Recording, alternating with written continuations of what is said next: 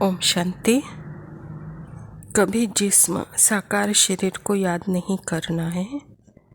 आँखों से भल इन्हें देखते हो, परंतु याद सुप्रीम टीचर शिव बाबा को करना है। अभी बाबा ने साकार शरीर को याद करना क्यों नहीं कर रहा है? क्योंकि अभी शरीर को छोड़ने का समय है। छोड़ना और पकड़ना यह भी एक समय होता है, और यह समय हमको पता न होने के कारण जब समय छोड़ने का नहीं था तब संसार में बहुत से ऐसे धर्म हुए हैं, उन्होंने त्यागा। जैसे जैन साध्वियाँ बने, भारत में हिंदू में सन्यासी बने। जब त्यागने का समय नहीं था तब जीवन जीने का समय था, जीवन को समझने का समय था। लेकिन अब शरीर को त्यागने का समय है, क्योंकि हर आत्मा का इस नाटक में अभी पार्ट ख़त्म हो गया, ख़त्म हो रहा है। तो इसीलिए इस जीवन को अभी सबको ही त्यागने का समय है। इसीलिए परमात्मा खुद कहते हैं कि इन आँखों से जो कुछ भी देखते हो इसको याद नहीं करना है, क्योंकि अभी घर जाने का समय है। आने का एक समय होता है, जब घर से निकलते हैं तो सामने जो कर्म होता है वही कर्म हमको याद होता है, और कर्म ख़त्म हुआ तो सिर्फ घर याद होता है। तो आने के समय में सिर्फ हमको कर्म था, प्ले था, रोल था, लेकिन अभी जाने का समय है तो सामने सिर्फ घर दिखाई दे, यानी अभी इस कर्म से मुक्त होने का समय है, कहता बाबा। प्रश्न: तुम बच्चे किस एक कायदे को जानने के कारण हार फूल कभी स्वीकार नहीं कर सकते हो? हम जानते हैं जिनकी आत्मा और शरीर दोनों पवित्र है वही हार फूल के हकदार है। इस कायदे अनुसार हम हार फूल स्वीकार नहीं कर सकते। बाबा कहता, मैं भी तुम्हारे हार फूल स्वीकार नहीं करता, क्योंकि मैं न पूज्य बनता हूँ न पुजारी। मैं तो तुम्हारा ओबीडिएंट फादर और टीचर हूँ। दुनिया में यहाँ पे कोई बहुत बड़ा काम करता है या कोई पूजनीय रोल में है तो उसको हम क्या करते हैं, बहुत श्रद्धा से हार फूल दे के आते हैं। लेकिन बाबा कहता, नाम ही इस दुनिया का, युग का नाम ही कलयुग है, और यहाँ पे किसी का कायदा नहीं है कि हम हार फूल स्वीकार करें। क्यों स्वीकार करें? क्योंकि यहाँ भले आत्मा तो पवित्र है, लेकिन शरीर किसी का भी यहाँ पवित्र नहीं है। न शरीर पवित्र है, न मन, बुद्धि और संस्कार पवित्र है।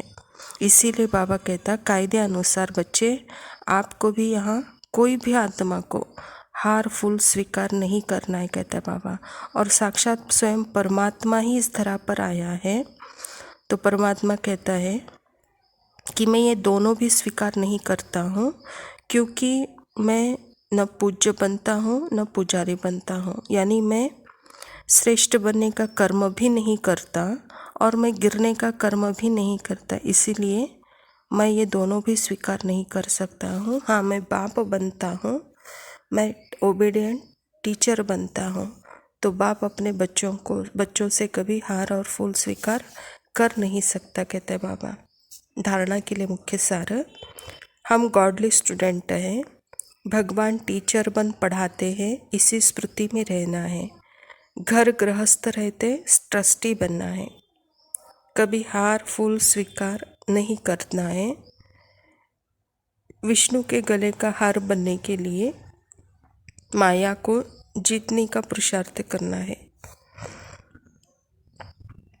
वरदान है: पहले आपके विशेष गुण द्वारा सर्व के प्रिय बनने वाले सफलता मूर्त भव। एक दो को आगे बढ़ाने का गुण है पहले आप का गुण। परमार्थ और व्यवहार दोनों में ही सर्व को प्रिय बना देता है। बाप का भी यही गुण है। बाप कहते हैं, बच्चे पहले आप। तो इसी गुण से फॉलो फादर करो। यही सफलता प्राप्त करने की विधि है। जो बाप के प्रिय है, ब्राह्मण परिवार के प्रिय है और विश्व के प्रिय है, वही एवर रेडी है। स्लोगन है, मनन शक्ति के आधार से ज्ञान खजाने को अपना बना लो तो विघ्न विदाई देंगे। ओम शांति।